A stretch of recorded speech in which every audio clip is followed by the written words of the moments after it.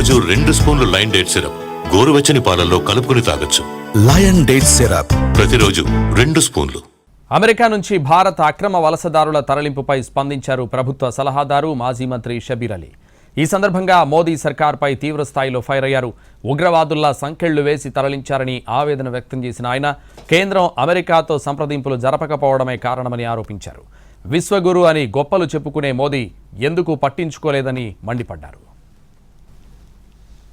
ప్రభుత్వం మోదీ గారు కానీ అక్కడున్న జయశంకర్ ఫారెన్ మినిస్టరు వాళ్ళని అక్కడ ప్రభుత్వంతోనే మాట్లాడకుండా గమ్మని ఊకున్నారు.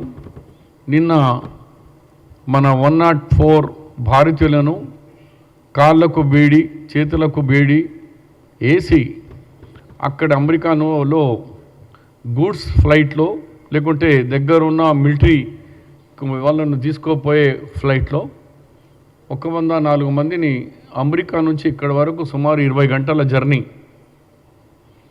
20 అవర్స్లో ఒక వాటర్ బాటిల్ నీళ్ళు కూడా లేదు, పండుకొంతందుకు లేదు, కూర్చుంతందుకు కుర్చీ లేదు, కాళ్ళకు బేడి చేతుకు అనే టెర్రరిస్టులు కూడా అట్లా తీసుకురారు. అట్లా టెర్రరిస్ట్గా తీసుకొచ్చి ఎయిర్పోర్ట్కి వచ్చిన తర్వాత ఏ ఫోటోగ్రాఫర్ ఏ న్యూస్ ఏజెన్సీకి కూడా మోదీ గారు అలో చేయలే. ఆయన కుంభమేళలో స్నానాలకు అదే మొత్తం మీడియా చూపిస్తున్నారు. కానీ 104 భారతీయులు దిగిన తర్వాత ఏ పరిస్థితుల్లో దిగినారు, వాళ్ళ పొజిషన్ ఏముంది, కనీసం ఎయిర్పోర్ట్లో రిసీవ్ చేసేందుకు ఇండియన్ గవర్నమెంట్ నుంచి